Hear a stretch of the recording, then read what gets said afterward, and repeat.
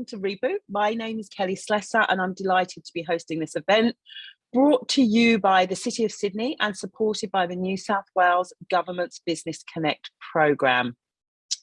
Before we start, I want to acknowledge the Gadigal people of the Eora Nation, traditional owners of the land, and pay my respects to elders past, present and emerging, as well as acknowledging that we all are all here today on different lands, and so acknowledge the traditional owners of all lands from wherever you join us today.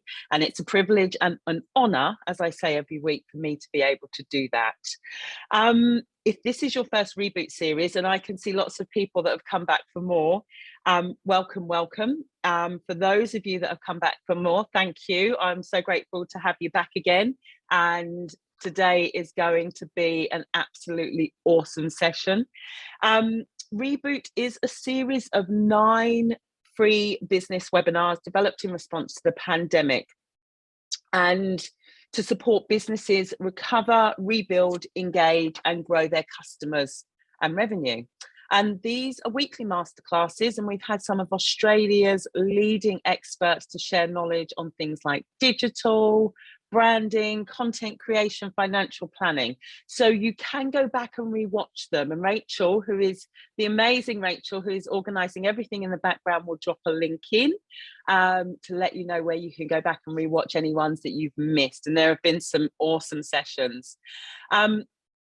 The sessions were recorded, and Katrina Dunn from the City of Sydney, who is organising all of this and making all of this possible, will send out, the City of Sydney sends out an EDM every week, and it comes out on Thursday with a link to the recorded session from today and a link to all of the wonderful stuff that we're going to talk about.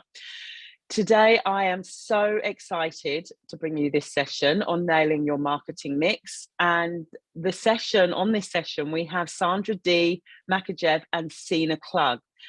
The reason I'm Sandradee from Frock and Sina Klug from Nutie Donuts. The reason I'm so excited is these are 2 powerhouse women who started their businesses from the same place that many of you will be in today. And I'll get to their bios in a minute, but they're phenomenal. We're going to be talking about channels, content and audience growth strategies.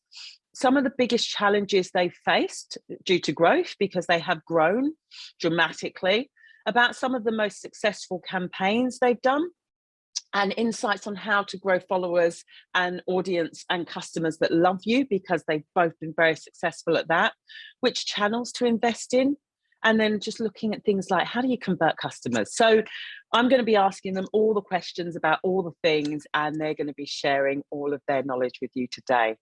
There's a Q&A function which you can use on the webinar today. Please write your questions in the Q&A as they come up. Don't write them in the chat, because then someone has to copy and paste them across, which is really hard to do. Please write them in the Q&A if you have any questions. We'll have about 10 to 15 minutes at the end. For those of you that know me, we all run over, so hopefully we'll get those 15 minutes in. As I said, it will be recorded and sent to those who are registered. There's also a survey at the end. It is so important to get your feedback from these sessions, because it means that A, we can improve them. There's only one session left to go. And B, it means that, you know, the City of Sydney can see the results from the investments that they're making in helping small businesses grow. So next week, we have one session left. I cannot believe this has gone so quickly. Honestly, my new hashtag, and I do think in hashtags, which is really sad, is "this is not a job," because I just get to hang out with phenomenal people every Tuesday, which is awesome. But next week, we have Tim Doyle from Eucalyptus. He's ex-Canva, ex-Koala, and another growth expert. So jump in for that session. The link should be in there. So I'm going to introduce these 2 phenomenal women, and it's really hard to do them justice. But we have Sandradee, the founder and CEO of Frock, was working in fashion PR and marketing when she started at Bondi Market stall, caught up in the Sydney dust storm of 2009 and looking for a better way to connect with customers outside of the markets. She created an online fashion business called Frock. Through clever use of social media, continuous innovation, which you will get today, she has built a $15 million business, completely self-funded. And I know that's something she's very proud of, and all of us that follow her and you know, love and adore her are very, it's amazing that she's done that without any funding. She is ranked number 7 in the top 50 people in e-commerce in 2020, number 1 for most engaged brand on Facebook Australia, and it's just amazing. We also have Sina Klug from Nutie, or We Are Nutie Donuts. Sina has done took a degree in hospitality and business management, worked in customer service at Meninger Hotel, went on to do a master's in communication and cultural management, also was at Bondi Market. So it sounds like that's the place to start if you want to grow into a multi-million-dollar business. She's a self-taught baker, and she started her business with her partner, Jack Dumont. They bought a second-hand oven and started selling gluten-free and vegan baked goods at Bondi Farmers Market. And today they have an amazing store in Balmain. So I would like to give a big shout out to Sina and Sandradee, who are going to join me now, and I'm going to hammer them with questions. Hello. Hi. Hi. Phenomenal Hi. women. Hi. It's so good to have you here. All right. I don't know where to. I'm going to start with a question. So I was just going to say one thing. You can throw an extra 10 million. You can throw an extra 10 million. So you said 15 million, but we're like 25 million now. Do you know what? I said that this morning. I said to Rachel, she would have smashed that by now, because it's an old stat. It's an old stat, it's an old right? One. Yeah. So yeah, we're coming at 25, and our forecast for next year is we're going to go for 30. So wow. Everybody can do it. Like, you can do it. I started with Bondi, so. And this is what I love about this, right? You guys started at Bondi Markets. You know, a lot of the businesses that are on are in that early startup position. So I'm hoping we can give them as many kind of, and you know, what I love about your advice, both of you, is that it's real. It comes from a place of, I've been there, I've faced the challenges, I've pushed through, and you know, we're all still pushing through, but it comes from that real place. So first question I'm going to ask is, what is the best way to grow your audience? So I know a lot of people struggle with that. I'm going to throw it to you first, Sandradee. I think the best way to grow an audience is to have a personality. And most people forget that. There's a few things like, I'll change traction completely. And there's a great story. It's like a photography class, and the teacher says to half the students, go out and make me the most amazing, perfect picture you can make. And then to the other half, he goes, go and take as many photos as you can, experiment, go and do lots of interesting things, or the rest of it. So when they came back and they presented, guess who had the best photos? Do you want to guess, Kelly? Go on, you. You guess, though. The ones that tried out heaps of stuff. So the great thing about creating really good content is not about trying to make it so perfect and not doing it and only doing a few little things. It's about experimenting. It's about trying stuff. And that's where your personality is. So when you think about your brand, there's obviously, you're trying to like drive sessions or revenue or get engagement, but there's a whole other part of your business, which is like your storytelling, quotes that mean things to you, like a funny meme that is really kind of is about you and your business, or about something that your audience is going through, and it's all the personality around your brand, and then your paid activity of pushing your posts. So there's and also making sure it's consistent, because you can't manage performance unless you do it consistently. So it's creating a content schedule you can stick to, that's like, I can commit to 10 posts a week. So you do 10 posts a week, and then you review it each week, and you go, where did I go right? Where did I go wrong? And it's quite simple, but it's still what we're doing today. Yeah. And I think we all get lost in the noise, don't we? And we get very distracted around that consistency piece. Sina, what about you? I mean, you've grown a cult following and a massive audience. How have you done that? I think the most important thing first is to see who is your audience. Who are you trying to appeal to? You know, especially in the age of social media, the whole world could be watching, but you want to target your content on your actual little group that might be interested. So you want to find out who is your audience.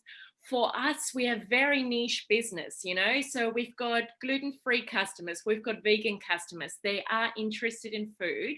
So the moment you see who are your customers, who might be interested to watch your content, you can obviously start building it from there to keep it interesting.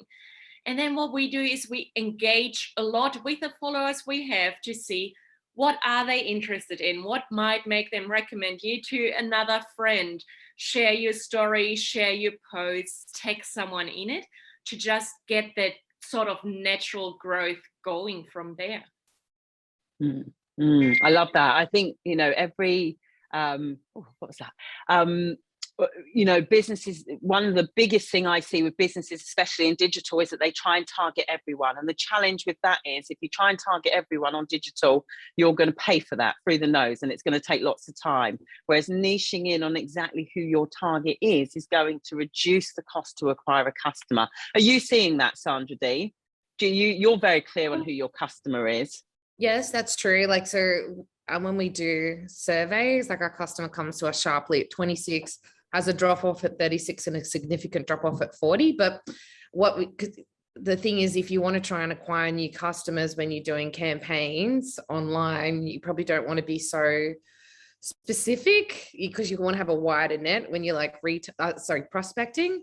But we do collect mostly women that are age 20 to 40. That's what usually the slice we go for, but we usually target 20 to 50 for the broader campaigns when we're like wanting to bring in more sessions. But it's all sorts of different things. It depends what it is. Like each channel is fit for purpose. So if you try to do the strategy that we did on TikTok, on Facebook, that's not going to work. If we tried to do the one on Facebook, on TikTok, that's not going to work either. So you kind of have to, there's a feeling with, like, you know, TikTok's all about trends, Facebook's about more beautiful, more elevated things, and Facebook's kind of like where everybody started in social. So most people have a Facebook account, so you can have a more broader conversation about your brand there. So, but do have stuff that can, like, you know, TikTok obviously works well as reels on Instagram, and then taking something that's really successful, you can pop that on Facebook. So you can use content on multi-channels, just depending on what it is. But it's fun. It's just like a game. It's just gamifying all the time. Like, I did this. How did it go? Okay, and so you're gamifying against yourself continuously, and you never know where it's going to take you. Like, I would never have imagined that I would end up doing a TikTok channel like over a year ago, but it sparked my interest. I was spending like 13 hours a week researching it because it's hilarious. And I was like, yeah, that's where I want my brand to be. I haven't grown a channel in such a long time. And now we have a audience of 50,000 on there. Like I think we grew that in 8 months. Yeah. So, yeah. And that, I mean, new channels have huge potential because there's not the noise in there. There's still the ability to have the cut through. So if it's right for your target market, then channels like TikTok make perfect sense. I'm going to go, you know, I'm going to go off track. Like, I know I've given you a list of questions, but annoyingly, I'm going to throw some curlers in there. So just you're talking about audience, and we were talking about kind of growing that audience. So when you moved from kind of markets into full pure play online or into physical store, how did you make that shift? Because obviously you're making this investment that you need your audience to grow as well. How did you kind of make those decisions to invest? And then how did you grow your audience at that point? Are you asking me? I didn't prep you for that. Yeah. I didn't prep you either of you for those questions. So what happened was, it was before advertising when I started doing Facebook, and I was more interested in having people follow me on Facebook at the markets than getting their email. Newsflash to everyone, make sure you start collecting your customers' emails earlier, because I have over 1 million followers on social.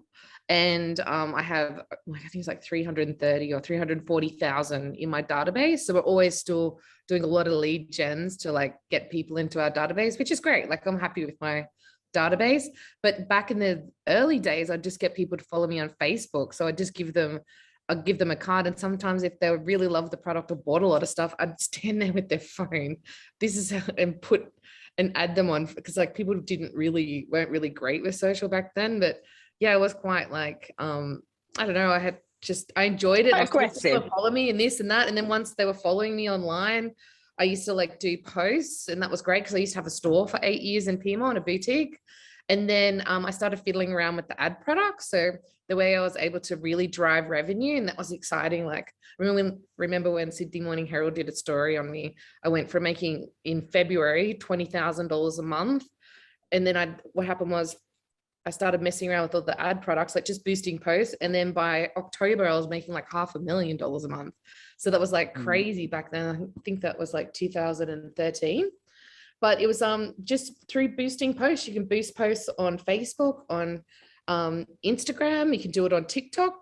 They obviously got a different name on TikTok. They're called Spark ads. So you just get yourself a little budget, because I know that there's a whole bunch of different company or different businesses here and in different stages, like starting, mid, that kind of thing. But boosting posts is a really great way to like promote your paid activity, like about your products. And I would pick the products that are like got the most, like whether it's a offer or whether it's like new styles. Like on social, people love newness. And so at St. Frock, the first 8 years of the business was really built on newness. So we would have up to 100 new styles drop each week. So like 50 in low season, up to 150 in high season.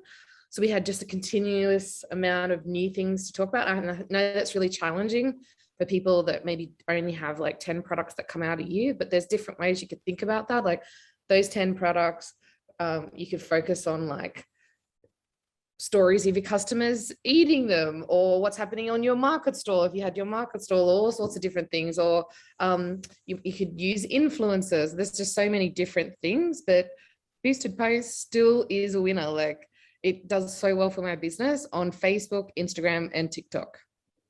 Yeah, wow. Sina, just on that, how have you built audience? Because the same question. Yeah. So we've started really small at the Bondi markets. And what still goes for us, we had 2 people. We started with $800 in our bank account. Like I think a lot of businesses do it nowadays. And you just have to get creative what you can do without a budget. And what we did in the beginning is, of course, build relationships directly with customers at the markets, which is just a great way to see also how the audience reacts to your product. And what we did to convert them to our online channels is we had some funny little postcards, and they just said, apps are great, but have you tried donuts? And they were like nicely stamped and everything. If you want to have a cheap trick, my ex-boyfriend did that, who was a graphic designer. After 5 years, I was like, hey, how's it going? Can you help us? So use your contacts. And everyone had a good laugh, shared those cards. Our socials were on there. They started following us. And that's kind of how it really slowly grew. And then we did a lot of little competitions in the early stages, like post a photo of your donuts and tag us for a chance to win some at the next market for free. And that's just a lot of really cheap and little ways to give a little bit of your product away, or a free lunch, just to slowly grow it from there and then get people to spread it, with their friends and everything. And that's just how we've built it, fully natural over the past 5 years, just bit by bit from our customers to convert them to our socials. Yeah, awesome. And what types of content convert the most for you? Because you've got a good Instagram following, you've got what type of content actually gets you the most sales? So it's really funny. Our customers like to be really involved. They love coming up with their own specials or themes, give ideas, everything like that. So I've come to a stage where I let them do my work. But it's really funny because we do a lot of limited edition things. So it'll only be available this week. You choose the theme. Our pastry chefs will come up with treats regarding that theme. And on Saturday morning, there's a huge queue at the store because everyone wants to get in. People feel like they've contributed to it. It's been some of their ideas and everything, and there's only a short time to get it. So everyone will come for that because you've just got a different kind of interaction. Yeah. And that goes back to Sandradee's point about newness. So there's a scarcity piece for you and a newness piece that and I was going to mention that before, actually, because you do limited edition releases of different products. And I remember you did the Aussie favourites, which went gangbusters and got you some great PR in news.com.au. I'm not taking any credit for that, but anyway. You absolutely should. Sandradee, in terms of content, because you can directly, it's actually much easier for an e-commerce business to see what converts the most and at the highest. What content converts the most for you? I believe in newness. Also, all of the sales events too. It depends on like how much is your product range and that kind of thing. Like whether you want to do Black Friday. I think Black Friday is an expectation. That's the high point of our whole year is Black Friday. And in that week alone, we did $1.5 million in sales last year, which was like huge. The warehouse was humming. But also, like, you know, there's all the big sale events right now. There's Click Frenzy. So we did all of our VIP launch for Click Frenzy yesterday. So what we try to do is get ahead of the game of any major sale events, and we take our best customers and we give them the VIP offer just via email and not make it public. And then we roll public with everybody else, which is great. So it means that you're always looking after and serving your best customers. And then on top of that, like every week, we've got to be talking about new. So like 50% of our business is restocks each week, which is all the best-selling styles that she loves. We will bring them back. Like I've had one pair of pants that we've been selling for like maybe 5 or 6 years now. There's one dress I think that we've sold 15,000 units. That's an occasional wear dress. So we restock what she loves and we watch the performance and we keep driving it. And then we keep bringing it a little bit back each season. If it picks up again, we keep stocking it. So we like to talk a lot about newness and also all of our restocks, all the things our customer loves, because as we acquire more customers, we want to acquire more people that really love our core shapes and styles, which makes it easy then because they fall into the group of the library of designs that we make, and then we have a very happy customer. Yeah. So it's kind of replicating your best customers and finding more of those. Correct. But you also get surprises too. Like there's some things I'm like, wow, I didn't realize that she was going to totally love that. And we go off in tangents, and a lot of those are our trends too, because we need to keep adding to our core styles and what the customer loves. So we have in the background, we're doing work, party, play trend. So obviously styles for work. We have a big workwear business. Play, which is kind of like all of our casual wear, which is 70% of the business, and party, which is the occasional wear, and then trend, which is the last one. So you want to take whatever the trends are, the colors or prints or that kind of things that come in, or and we want to take that, we want to filter that into like really wearable designs all the time. So it's never boring at St. Frock. There's always like a million things to do. And we really enjoy watching new people come and work at St. Frock, because like they're like, oh, I'm just not used to this pace, but it's the only because other brands are working on like 6-month lead times as well, like super short. We have like 6 different deliveries that we can have on stock. So we're like, literally, it's like gamifying all the time. It's just like, oh, Hungry Hippos is another great way to play. It's like juggling all the time. And my favorite part is September, we double in revenue and orders in 1 month from August to September. So that is a real ride for newbies. If they haven't done a whole summer season, they get a bit of a shock. But I'm like, don't worry, if the other guys like that have been here for years aren't worrying, then it's fine. But it is a bit of a shock to the system because the summer's like our selling season. It's game time. I just wanted to pick up on something you mentioned about kind of the categories. Something that we talk about a lot in digital, and kind of the psychology of user behavior in digital, is that actually we don't shop in products. We sell products as retailers, as business owners, but customers don't shop in product. they shop in moments or categories or events. So someone will think about an event they want to go to and then think of the dress they want to wear. Someone will think about a dinner they're having with their friends or a party and think about the box of donuts they want to buy. So in digital, we've got to get better at, and if you look at the Airbnb latest experience, oh my goodness, it's great. It fills my soul with joy when it comes to digital experience. It's because they now think in categories. So you've got, oh my God, category, and you've got unique places, and you've got campsites. So rather than just thinking in, here's what we're trying to sell to you, it's reframing that into events and occasions and times of life that you might go through. Picking up on your fast-paced Hungry Hippos, Sina, I wanted to ask you, I mean, I know you faced some challenges recently and you know, throughout. What are some of the biggest challenges you've faced, and what are some of the things you've done to overcome those? So I think for all of us, the last 2 years have been a wild ride. I'm not sure how many hospitality businesses are on here in this session. Would be great to see that in the comments as well. Oh yeah. Please, how many people in hospitality? Put it in the chat. Hit us up in the chat. Yay, hello.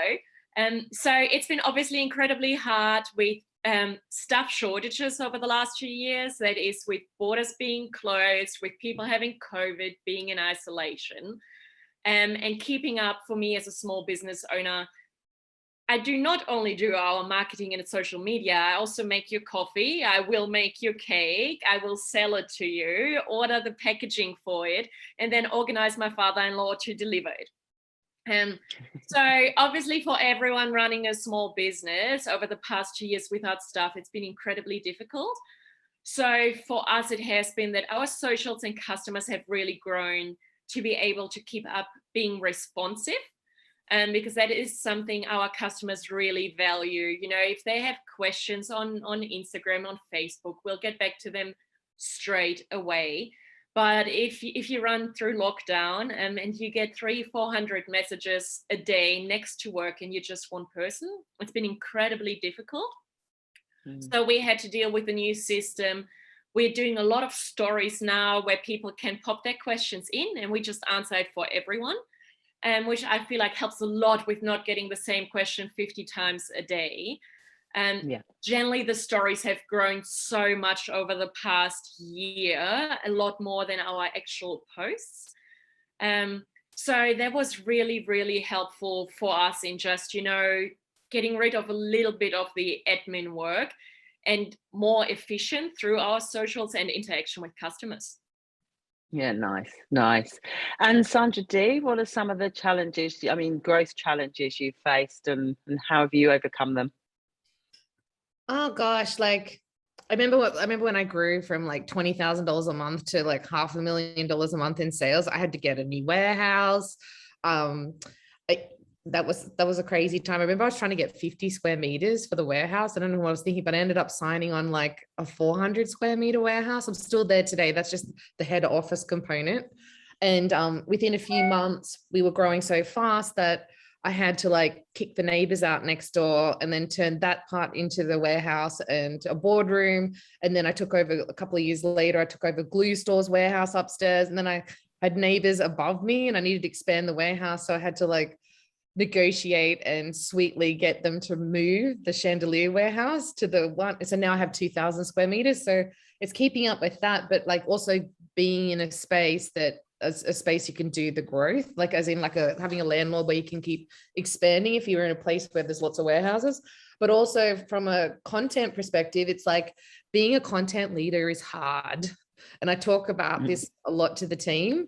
Like sometimes they'll be like, why can't we just recycle? So someone new will come in and go, can't we just recycle memes from last year? And I'm like, no, we can't, because the meme from last year is from last year. So being a content leader is hard, like continually coming up with new ideas. And the thing is that if you want to win at this game, you have to love it. See, I love content. I find it amazing how people can take such small ideas and have deep conversations and make it interesting and pair it with music and edits and that kind of stuff and storytell. I think that is super exciting to me. And that's why I love it and can handle it. But if social content's not your thing, I would definitely suggest trying to hire someone or work with someone that absolutely loves it, that means it's an easy win then. So, but yeah, being a content leader is really hard. And then on top of that, as you get bigger and you use so many different ad products and stuff, and you don't have to stress about this because you're in the beginning, just focus on boosting posts with what budget you've got and testing and learning, because that's the best part. But when you get bigger, you've got like so many different things going on. You're working with agencies and it's diagnosing performance. Like it was easier to do when I was smaller, when I was like just starting out, because I controlled it all. I controlled how much I was spending, looking at the results and that kind of thing. Now we're like looking at like huge reports and it's like, okay, well, it's like we spend a lot of time, and I've hired a team for this specifically. Is like, how do we diagnose performance when it's good, what's bad?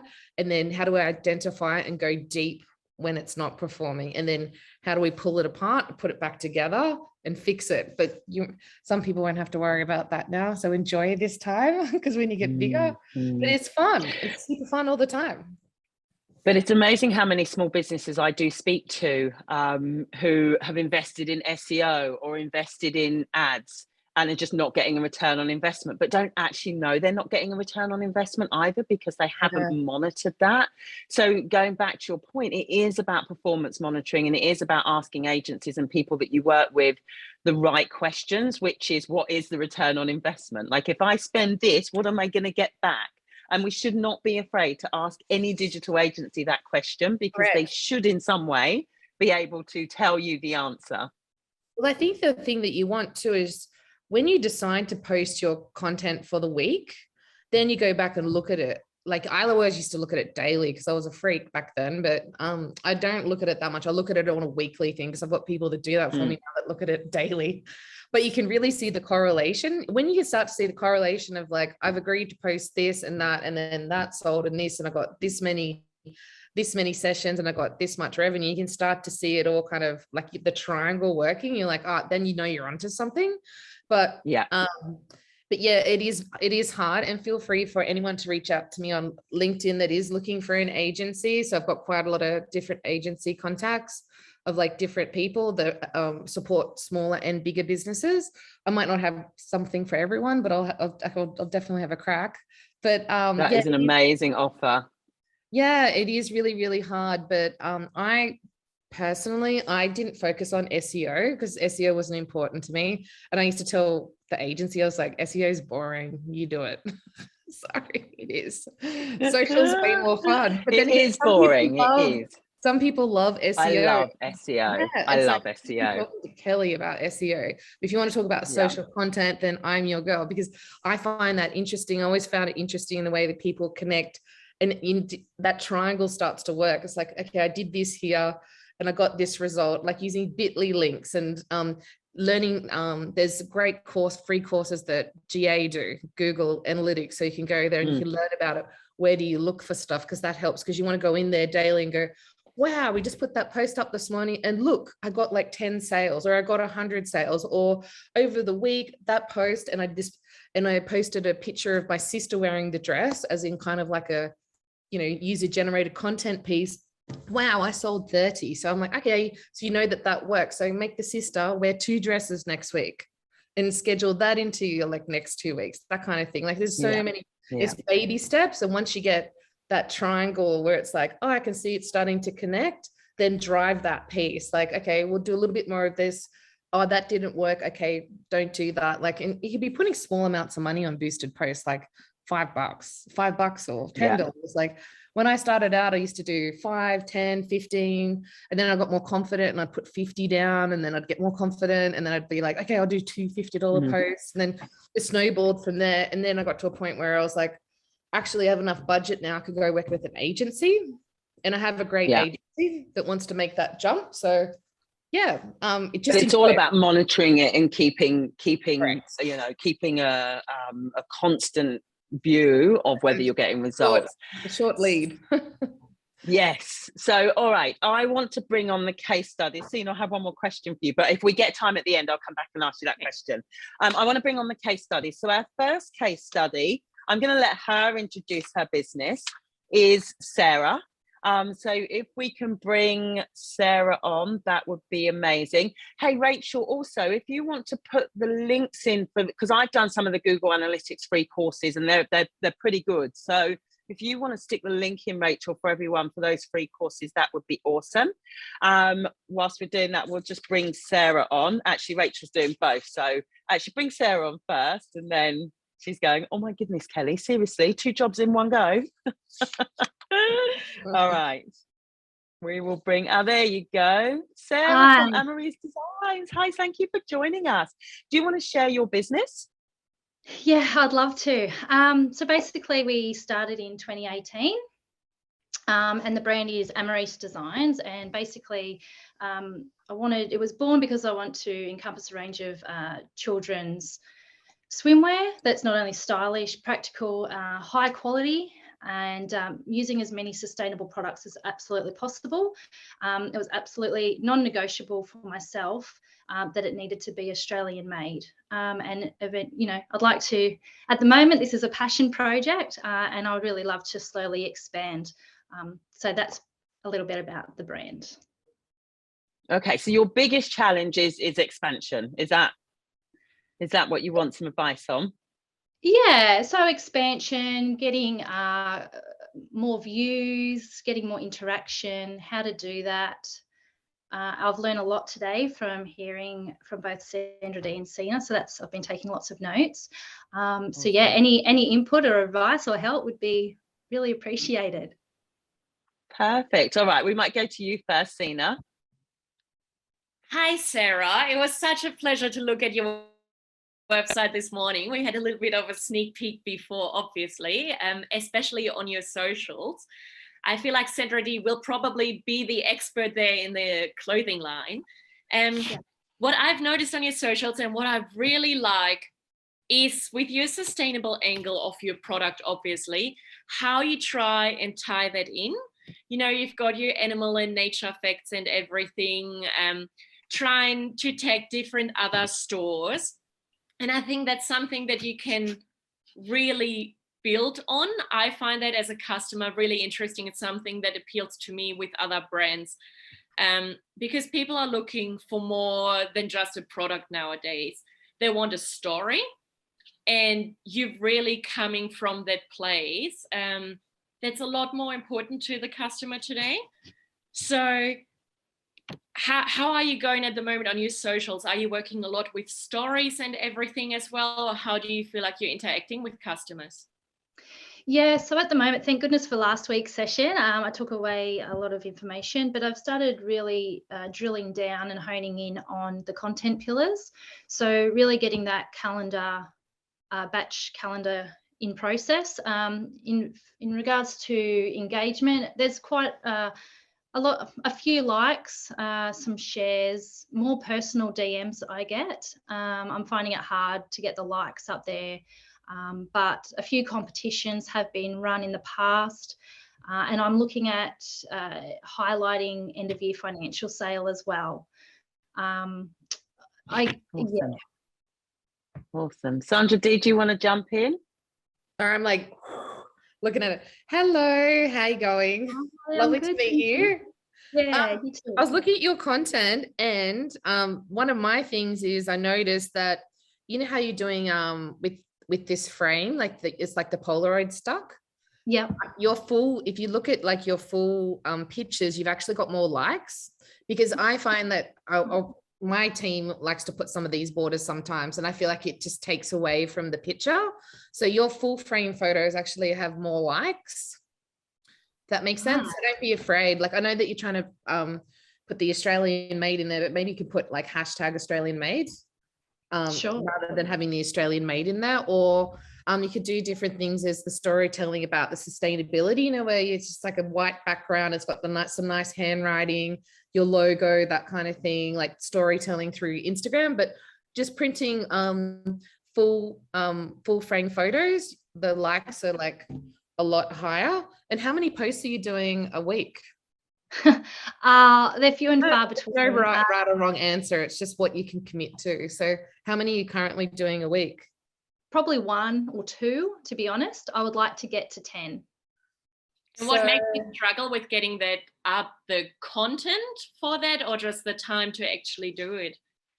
It's the time management, just family and work to pay, because this is all self-funded, so it's quite challenging.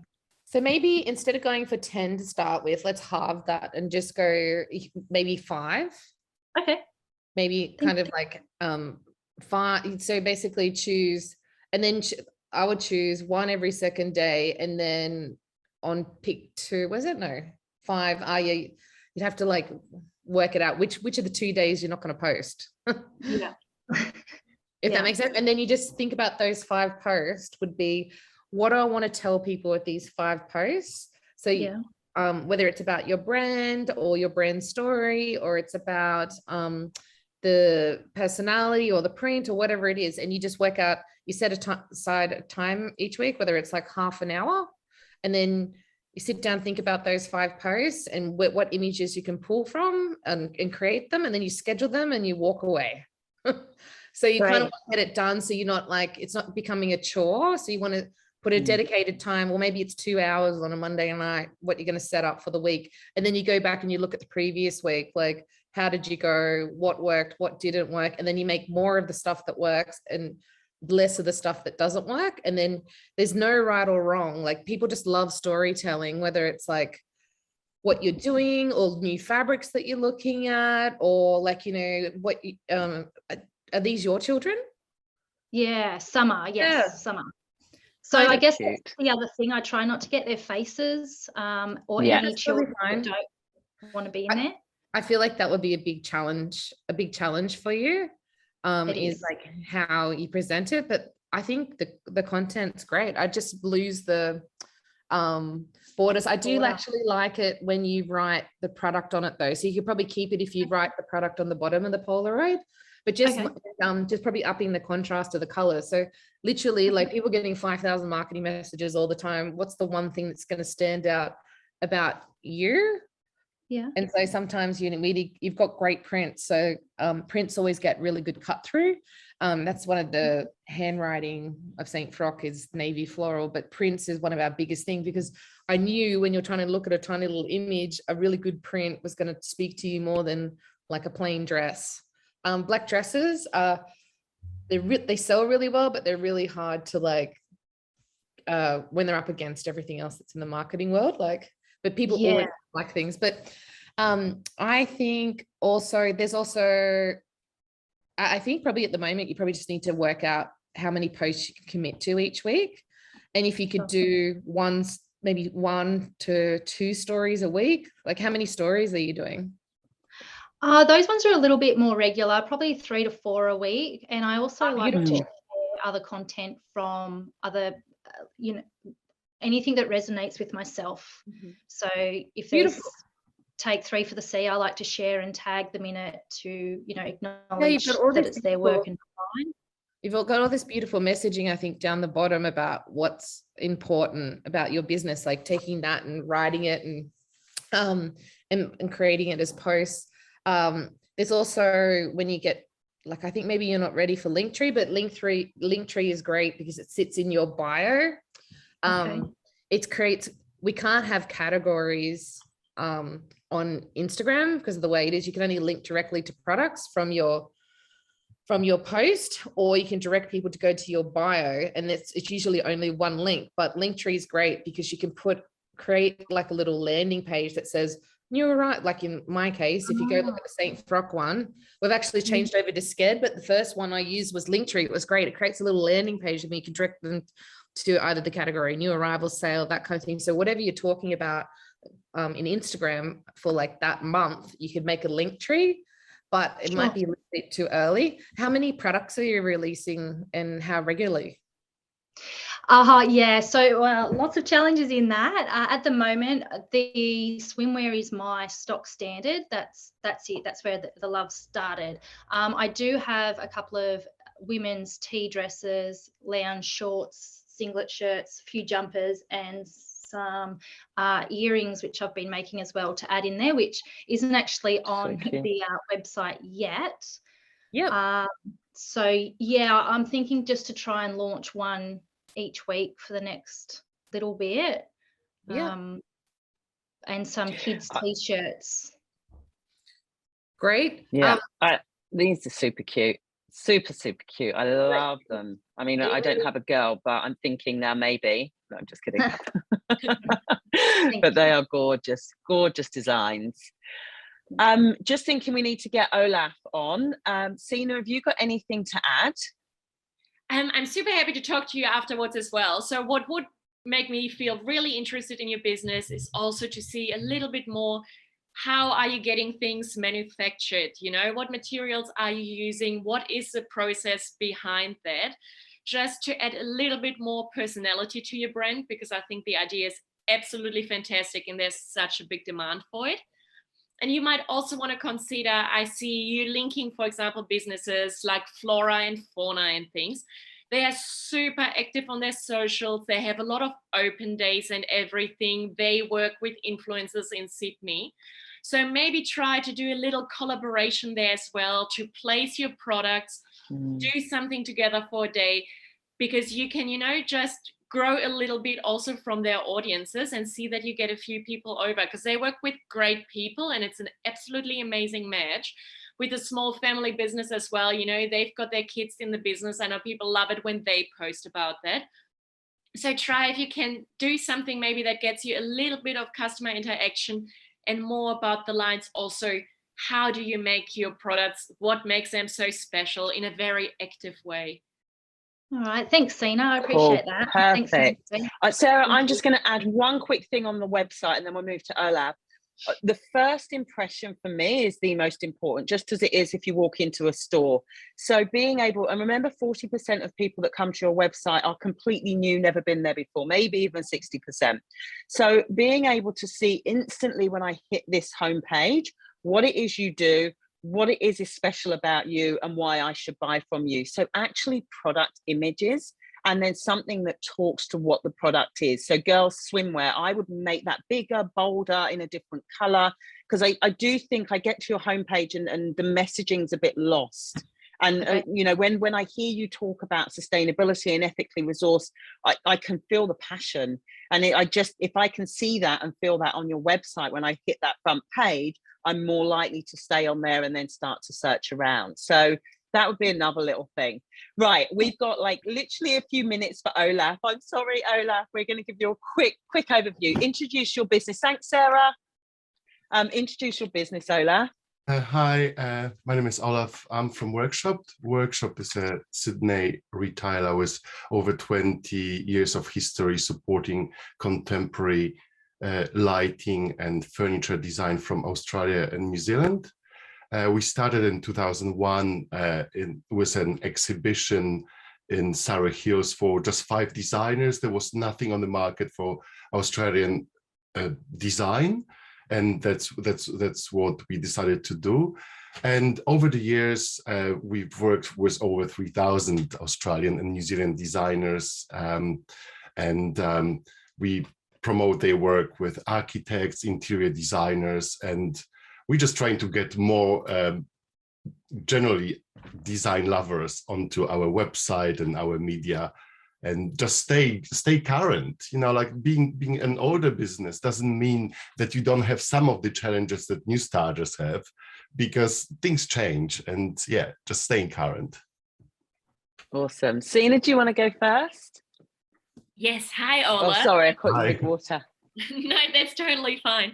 I had a little look on all your socials and everything earlier, and I feel like I want to go shopping after this. Yeah, me too.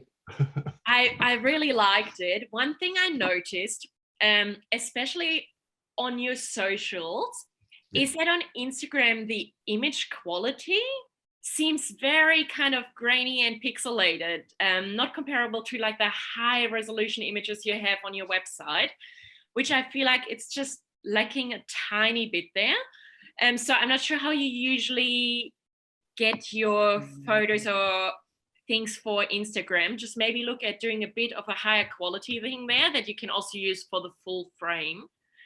And then what I think is really great, you know, you're using Australian and New Zealand designers, but I'd love to actually see them on your socials as well. You know, not only feature the product, feature the person behind it, the designers. Maybe you can do some little Q&As that stand behind each product to give it some character. And I imagine that a lot of them also have a great social media following and platform. So you could also nourish your business and your socials a little bit from there, but just to make it more personable. Yeah, love that. And if you look at, there's a brand called Courtesy of the Artist, which is amazing jewelers, but she actually features the jewelers themselves as well as part of her posts and part of her website. So that tip around featuring the people that are making the stuff as well is awesome. Sandradee, thanks, Sina. Hi, lovely to meet you. You too. I was looking at the website, and I think like you've got all these really strong designers. I feel like to be honest, the color purple's throwing me, because all the products are written in, I feel like things will convert better. Because I know there's a kind of a design thing, which is like black and white, and then you put the amazing designs on top. So it's not, they shine more. So, and also with like product listings, it'll be better if it's written in, because purple's hard to read. If it was written in black font, so all of this should be written in black, which I think if you were to do an A/B test, which you don't have to do, but this one's for free, you'll find that the black will like convert better. And then I wanted to ask, is the fans your best-selling product? What's your best-selling product? Well, there's lots of different products, and the fans are an Australian product that is sort of all year long ongoing. It does really well. Okay, yes. Well, that's great. If that's your best-selling product, that's why we placed it right in the beginning. Yeah, that's amazing. Awesome. I was going to ask, like, you know, is this your best-selling product? Because I was like, well, I'm freezing. I just moved into this new apartment and it's tiled. I'm like cold, and I'm like, oh my God, he's got fans on them. But if that's your best-selling product and it's a beautiful design, then keep it there. Like, you should always have like your best-selling products always featured throughout your social, always continually talking about them all the time and finding new ways to talk about them. It's like, the fan, it's in this design, it's in that design. Here's something like, I don't, you know, have people talking about the fans, like, and all the other different things. Like, I love furniture. I'm obsessed with it. You can kind of see some of the things I've got behind me, but yeah, then going on to the social, I think, is your Instagram feeding across to your Facebook? It does, yeah. Which is great. That's a great way to cheat. I used to do that. We actually use later to yeah, beautiful. Love it. And cover a few things, yeah. So have you already got have you tried out any boosting posts? Like put yes, a little I've tried it a few advertising times, and some with more success than others. Yeah. And yeah, so there's sort of like a very personal post I would use a boost on and just gauge the reaction from that. Great. So it looks like your strategy is Instagram led, which is fine. And you can have it one post to the other for now until you keep growing your audience, which is what you're doing. But I would also make sure you accent Facebook with like some content that's not on Instagram and vice versa, like have some things that don't feed across to Instagram. So if people were to follow you on both or go look at the whole thing, like it would, like, not that many people really do that thing. We're not analyzing each other like they probably used to, but it's always nice to think fit for purpose. Is this a post that's perfect for Instagram, or is it perfect for Facebook, or is it great for both? Most of your products are great featuring across, but you just kind of want to make it, mix it up a bit. Just a few things that make your feed look a little bit different from Facebook to Instagram the week, like maybe like a handful of posts.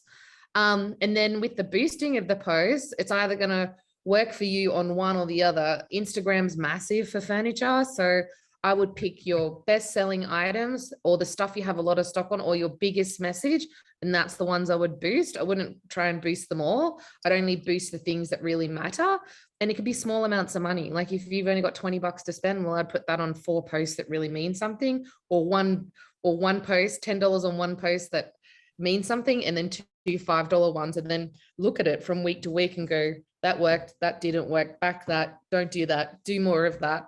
Yeah, we also try to choose the audiences. You know how you can do it manually? Yeah, you should. Different sort of areas and interest. And we tried the automatic ones. And I didn't see much difference in performance. Both worked pretty much the same.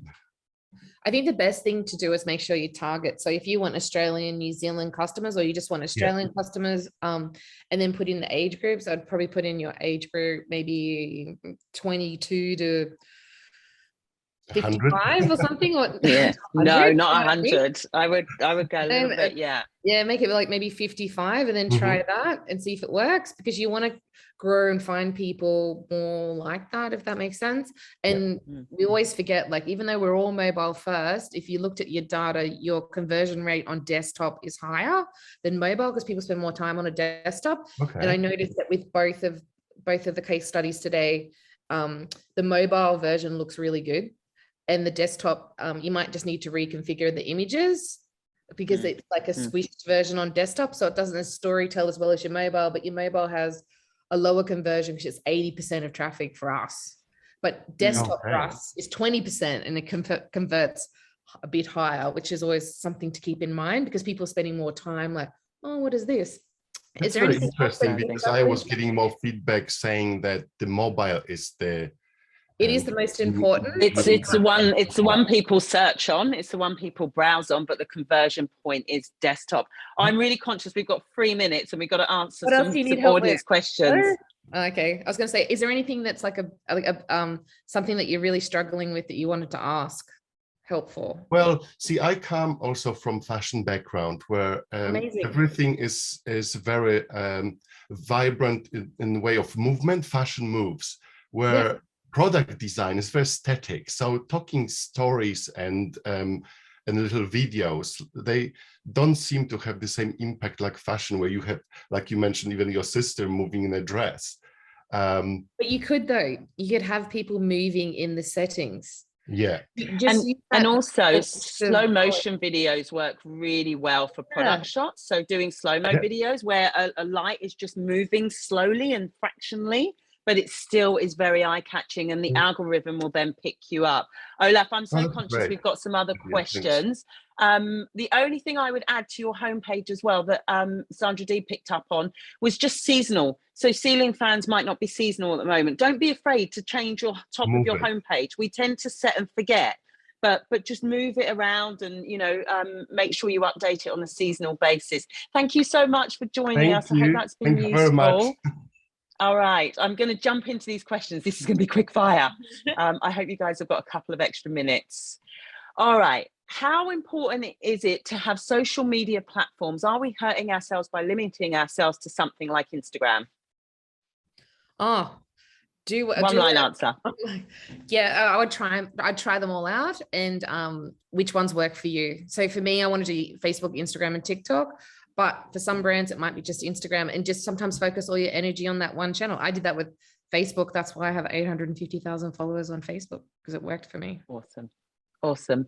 What would SMS alerts or email campaigns be more successful for a very small startup business? Sina, you? I definitely go for emails. I always find SMS personally just a little bit freaky. Also, how do we get their numbers and everything? So I find emails really nice because you can actually tell a story. You can use pictures and just make it a lot more wholesome and well-rounded.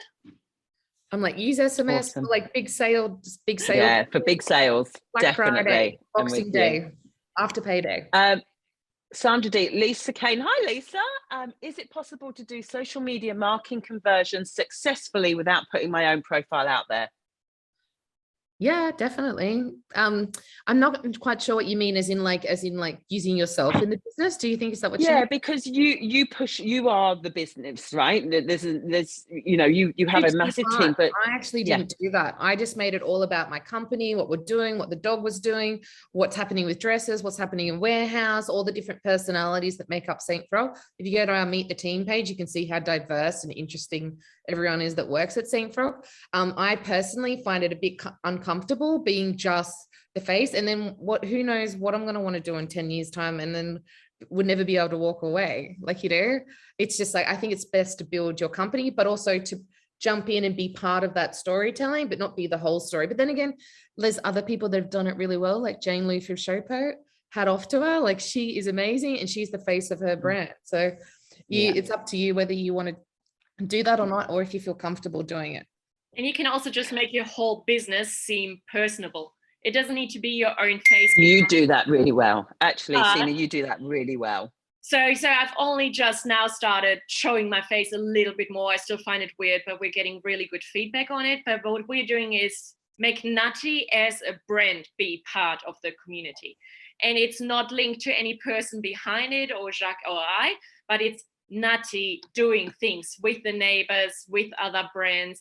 And it is personable, but it doesn't need to be your own face. So you just build your brand to have a connection with the consumer and your community.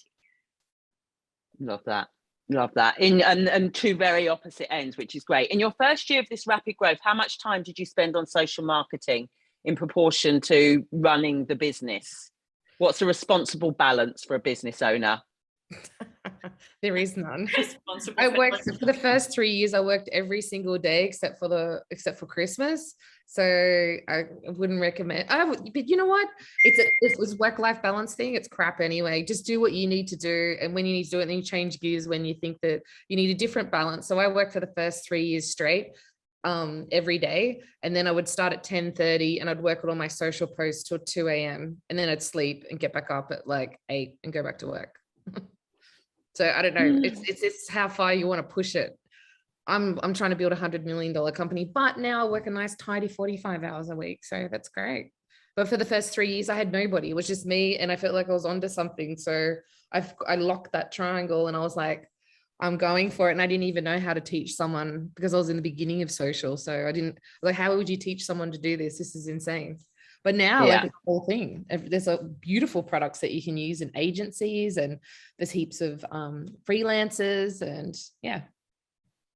Yeah, awesome. It's a really fine line between mental health, but also, hustling, working in business. And you just have to find your own balance for that. And that is sometimes hard. And will you cry behind your stand-up freezers? Yes, you will. In the shower.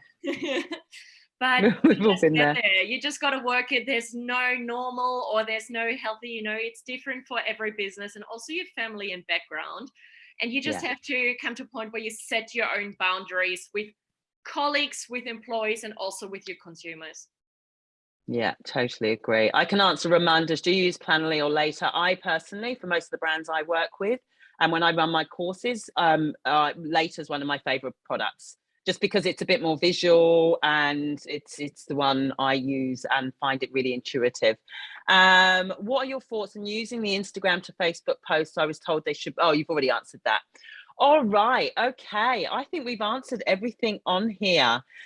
I want to say thank you, beautiful ladies, for giving your time and sharing so much insights and knowledge. You two are phenomenal, and I love hearing I couldn't hear your stories enough, actually. I really couldn't. And the advice you give is so valuable, not only to everyone, but also to me. I take, I'm always sat here going, I wish I could write notes, but I'll watch it back. Thank you for the case studies, for joining us. As I said, next week we have Tim Doyle, so please sign up for that. I really hope you've enjoyed this webinar. If you want to give a big shout out and thank you to Sandradee and Sina in the comments, and to the two case studies, go and check them out, and please feel free to give them feedback as well, because as business owners, we really can't, in startup space or in small business space, we can't get enough feedback as long as it comes from a good place. We all need as much feedback as we possibly can get to improve. I want to thank the City of Sydney and New South Wales Government Business Connect programme for putting these events on, and also don't forget to fill in the 2-minute survey. Thank you so much for your time. Next week is the last one. Please join us. Sina and Sandradee, I adore you both. Thank you for your time. Appreciate it. Have the best Tuesday. Bye, everyone. See you later, everyone.